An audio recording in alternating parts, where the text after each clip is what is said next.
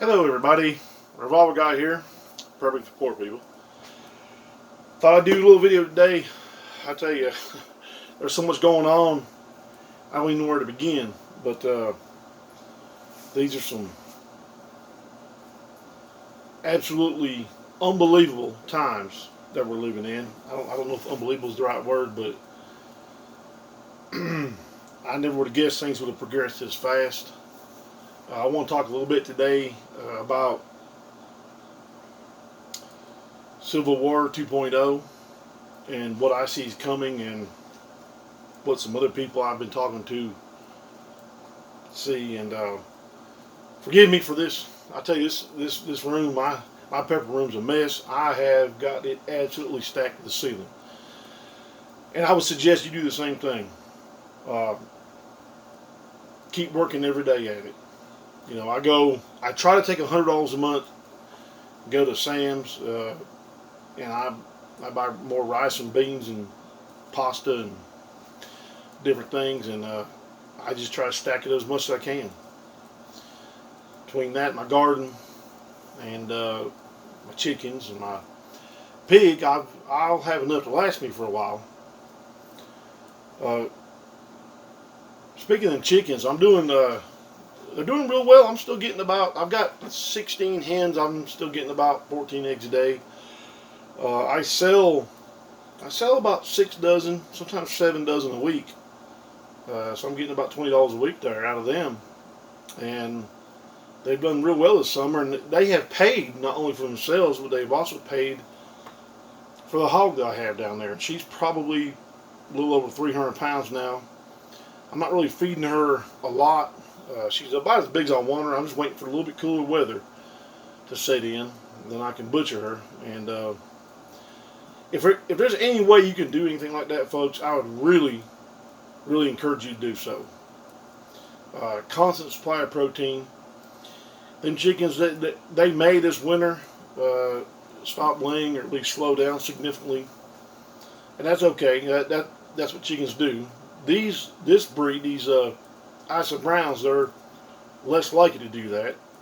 I've had these for a few years now, and especially the first couple of years they lay, they usually don't lay off much during the winter. So I'll be expecting to get several fresh eggs a day.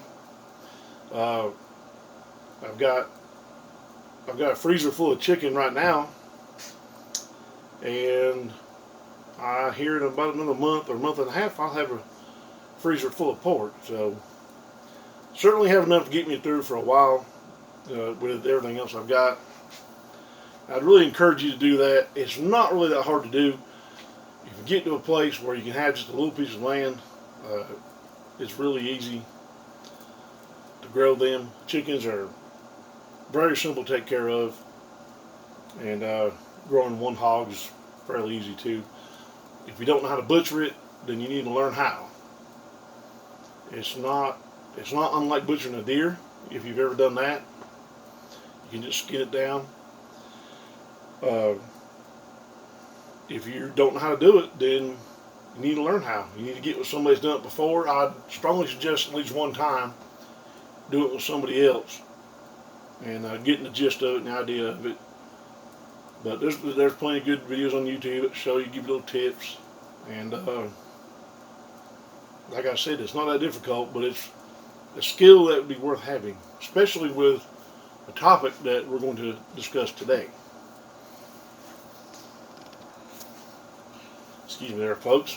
Had a little interruption.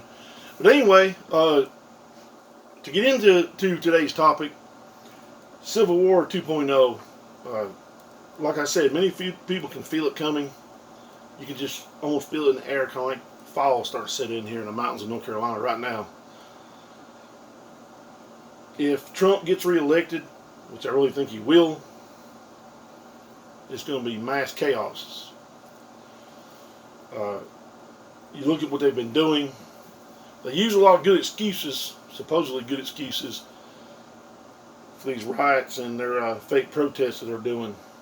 But just like this one that happened up in Lancaster, Pennsylvania here just the other day, you know, video showing a man chasing a police officer with a knife above his head. Police officer shot the man. Had no other choice. If you haven't seen the video, you need to see it. And they have rioted and looted. And it's just unbelievable. But it's, like I said, it's just an excuse to do that. And these people, they're just pawns in the game, though. All this BLM is Luciferian. There's no doubt in my mind about it. So is Antifa. Marxist, which is basically communist. And communism is founded on atheism. And so it's evil. And these pawns, these BLM members and these Antifa kids and all these people out there doing this stuff, they don't even realize that they're being used by the elites, George Soros and all them. They're using them in their little game. And it almost looks to me like the left is losing this election on purpose. I mean, poor Joe Biden, what a joke. I feel bad for the guy, I really do. I'm not saying he's a good person or anything. I just feel bad for him in the sense that the guy he can hardly put a sentence together. He doesn't know what he's saying half the time. It's like the left wanted this to happen. They want Trump to win. The elites do, not the Democrats. The elites, the ones controlling Democrats, the Luciferians. They want Trump to win, and they want chaos to reign to bring down this nation. And it looks like that's what they're going to get. I've said it before, nobody's been in battle wants a war. I certainly don't want one. But folks, some of these people are the enemies of God. I'm just afraid that when the triggers start being pulled and bullets start flying, that it's not really going to matter anymore about this country and about us being united and the fact that those are Americans. It's just going to be good versus evil. That's what it all boils down to. Good versus evil. I was watching Barry and Pennant today, and like he said, Abraham Lincoln said, "A house divided cannot stand." And that's actually a direct quote from Jesus Christ. And that's their goal. Divide America, bring it down. So being prepped now, having everything you can get right now is more important than any time in the past. I've been prepping for a few years now, and I need more. But I do feel comfortable that I have quite a bit set aside. Because when all this goes on, who knows what's really going to happen.